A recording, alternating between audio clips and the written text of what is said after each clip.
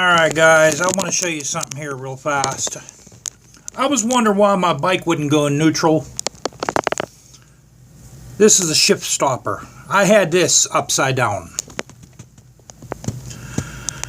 So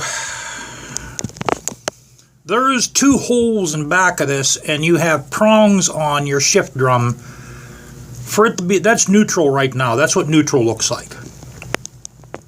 But whenever you put that on, that has to look like that.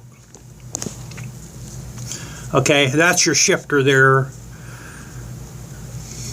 That spring there is what makes this little arm here goes up and down, and that moves your shift drum around. Now this is another little tricky thing right here. Okay, that does go up and down. Let me see if I can push it. It's a little, hold on a minute. Okay, now this has a spring in back of here. See, there's a K on there. That has to be facing out. And this has a seat. It has to kind of like seat in like that. So you might have to play with that a little bit. But yeah, guys, I was wondering why I wasn't shifting right. I had that upside down. So just make sure it looks like that. That's neutral right now.